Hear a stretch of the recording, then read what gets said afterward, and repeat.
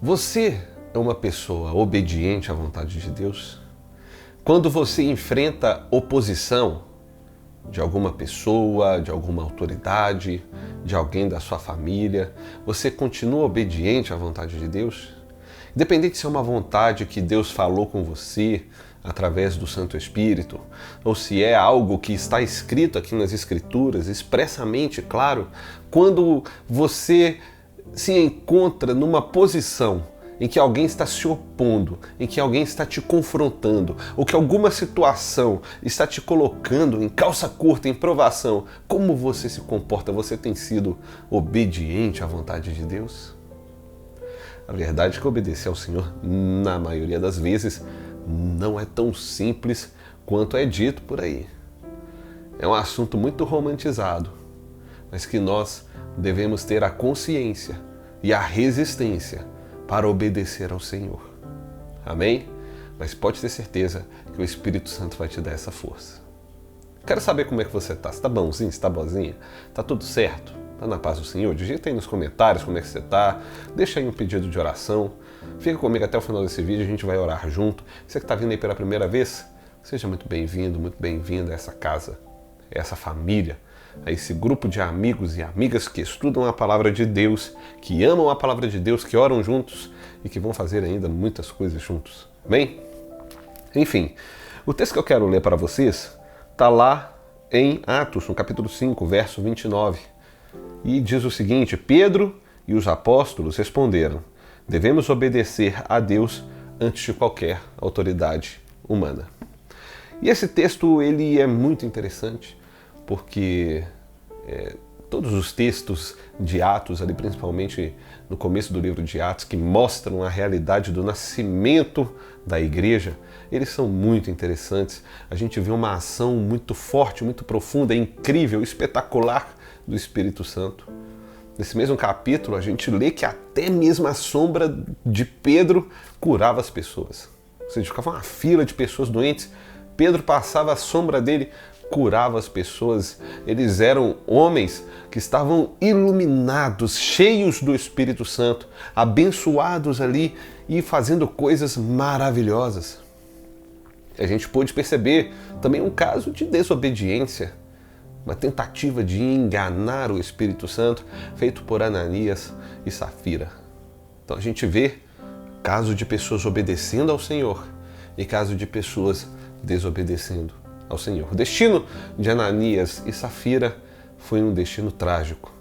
Porém, o destino dos discípulos, por mais que no final de suas histórias eles tenham pagado com a própria vida para continuarem sendo testemunhas do Senhor, eles fizeram coisas maravilhosas e incríveis que levaram milhares e milhares de pessoas a reconhecerem a Cristo como seu Senhor e Salvador. Mas, mesmo com todo esse movimento, com muitas pessoas se convertendo, muitas pessoas sendo curadas, aquela aprovação clara de Deus para a vida deles, eles enfrentaram muitas oposições, principalmente das autoridades religiosas, compostas ali naquele tempo pelo Sinédrio, onde tinham fariseus, saduceus, líderes conhecedores da lei. Eles entendiam que aqueles homens deveriam ser calados e que eles estavam infringindo, trazendo tormento para a cidade, trazendo confusão para a compreensão daquelas pessoas a respeito da Torá e dos ensinamentos judaicos para aquele tempo. Aqueles homens eram considerados blasfemos, homens que deveriam ser eliminados do convívio do povo. Ou seja, tinha um calorzinho lá no cangote deles, né, gente? Aqueles homens e mulheres ali que serviam ao Senhor, já muito cedo, já no início da igreja, sofriam com perseguições. E num determinado momento, Pedro e outros apóstolos foram pressionados e deram essa resposta maravilhosa: o que importa é obedecer ao Senhor, antes de qualquer autoridade humana. Ou seja, eles não poderiam negar tudo aquilo que eles estavam vivendo, que tudo aquilo vinha da parte de Deus e eles queriam obedecer ao Senhor.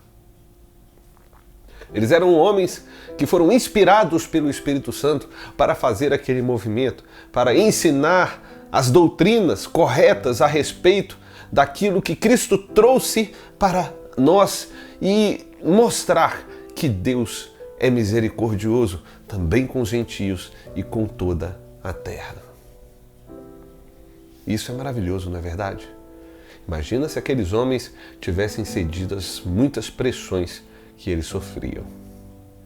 É interessante que um desses homens, um fariseu que estava ali junto com aqueles que pressionavam esses apóstolos, pediu a palavra, mandou tirar eles lá da sala e disse algo que foi muito forte. Olha só, gente, não façam mal a esses homens. Já apareceram outros homens que criaram movimentos, conseguiram seguidores, centenas de seguidores, mas logo eles foram neutralizados e o movimento foi disperso. É importante que vocês deixem esses homens aí fazerem o trabalho deles, vamos dizer assim, em partes, né? Roma cuida deles. Se eles infringirem algo, vai acabar ali e os seguidores serão dispersos. Porém, se o que eles fazem for de Deus, isso não vai acabar. Isso não vai acabar bem. Porque vocês estão lutando contra Deus. Para quem não se lembra, Gamaliel foi o fariseu, o rabino, respeitadíssimo naquela época, que inclusive instruiu o apóstolo Paulo. Gamaliel era mais gente boa que o apóstolo Paulo ali naquele comecinho, né? O apóstolo Paulo era carne de pescoço, ele perseguia mesmo os cristãos com força, determinado. E Gamaliel disse essas palavras que foram muito importantes e são muito importantes para a gente refletir. O que é de Deus vai acontecer. O que é de Deus vai prosperar, independente da vontade humana. E não adianta você lutar contra Deus. Aquilo que Deus determina para a sua vida vai acontecer. A gente já viu casos de homens que não quiseram realizar a vontade de Deus determinada para eles naquele tempo. Como, por exemplo, o próprio Moisés, quando foi incumbido da tarefa de libertar o povo de Israel do Egito. Não, Senhor, usa outro cara, não mexe comigo não. Jonas fugiu assim, com todas as suas forças. Ele fez tudo que ele podia fazer para não pregar para os ninivitas. Também Gideão, que em muitos momentos foi colocando provas ali, mostrando claramente que não estava muito afim de realizar aquela tarefa que Deus deu a ele. Mas em todos os momentos, Deus confirmou. Deus dobrou a aposta e falou, você vai fazer. E eles tiveram que realizar. Esses apóstolos, pelo contrário, eles já estavam cientes e certos de que o que eles estavam fazendo, apesar das dificuldades, apesar de tirá-los da zona de conforto, apesar de todas as dores, apesar de todas as lutas, apesar de sofrerem oposição ferrenha, apesar de serem perseguidos, tudo aquilo que eles estavam fazendo era a vontade de Deus. Logo, eles nunca desistiriam daquilo. E por essa perseverança, o Evangelho chegou até nós hoje. O interessante é que no final desse texto, lá no finalzinho, quando você vai ler o verso 41 e 42, diz o seguinte: quando os apóstolos saíram da reunião do conselho, estavam alegres porque Deus havia considerado dignos de sofrer humilhação pelo nome de Jesus. E todos os dias, um templo, de casa em casa, continuavam a ensinar e a anunciar que Jesus é o Cristo, que Jesus é o Rei, é o Senhor. Eles não desistiram. E eles se sentiram ainda mais dignos porque eles estavam sofrendo humilhações, eles estavam sofrendo por amor a Jesus Cristo. Olha que maravilha. É difícil, gente? É bonito? É uma maravilha? Sim, é uma maravilha. É maravilhoso, é bonito, mas desde que não seja comigo. A gente pensa assim, né? Imagina se fosse comigo. Você ser pego, preso, humilhado, questionado. Não é fácil não, interrogado. ameaçado. Não é fácil, não. É lindo, desde que não seja na minha pele. Esse é o pensamento da maior parte dos cristãos hoje, a maior parte de nós. Vamos ser sinceros, gente. Quem está disposto a ir para um país lá onde o evangelho é perseguido? Quem está disposto a isso? Quase ninguém. Poucos são os que estão dispostos. Até mesmo para investir, a gente não tem tanta disposição assim. Mas aquilo lá permanece porque Deus tem uma promessa para aquele povo. Porque Deus quer resgatar aquele povo. E o que é de Deus não pode ser detido. Vejo muita gente preocupada. Vão calar a igreja. Vão destruir a igreja. Gente, pode até fechar a porta das instituições. Eles podem até fechar os CNPJs. Mas a igreja é uma instituição levantada por Deus. Não é uma empresa, é um organismo vivo que se adapta, que não precisa necessariamente de toda essa organização, mas que pode funcionar e acontecer independente da forma. Porque é um organismo que Deus se agrada, que Deus criou. E as portas do inferno não prevalecem sobre ela. Ela já é mais que vitoriosa. Então, meu irmão, minha irmã, quando a situação apertar, você estiver passando por alguma necessidade, alguma dificuldade, quando você sofrer oposição, perseguição, talvez, isso colocar em xeque a sua intimidade com o Senhor, a sua obediência ao Senhor. Deus coloca as duas possibilidades aqui na sua frente. Escolha obedecê-lo. Busque obedecê-lo. E você vai experimentar a boa, perfeita e agradável vontade de Deus. Amém? Que o Senhor dê forças a você para resistir aos dias difíceis. Vamos orar? Ó Deus, muito obrigado, ó Pai, por essa sua palavra tão linda, tão doce, tão maravilhosa. Pai, que delícia poder escutar a tua palavra. Que delícia poder ler a tua palavra. Que delícia poder aprender mais de ti.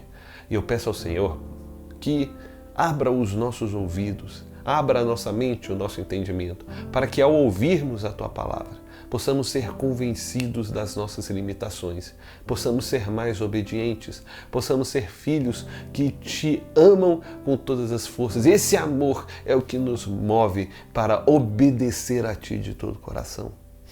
Eu peço ao Senhor que o Senhor fortaleça esse irmão e essa irmã que tem passado por dificuldades e que tem tido dificuldades de obedecer a ti. Ó Deus, não estou aqui para julgar níveis de dificuldade de obediência. Cada um sabe a dor que tem. Cada um sabe a dificuldade que tem. Mas eu clamo a Ti para que o Senhor ajude esse irmão e essa irmã a superar essa dificuldade, essa dor, para que ele e ela possam obedecer ao Senhor com todas as suas forças. Independente da oposição, independente da aflição, independente do momento, das palavras, de tudo aquilo que for colocado na frente, que eles possam obedecer a Ti e experimentar e viver aquela maravilhosa sensação de estar fazendo a coisa certa por amor a Ti. Aquela confirmação maravilhosa que o Espírito Santo dá no nosso coração quando obedecemos ao Senhor. Aquela confirmação, você está fazendo a coisa certa. E eu peço a Ti que o Senhor desperte isso cada vez mais forte em nosso coração. Muito obrigado por poder ministrar a Tua palavra aqui.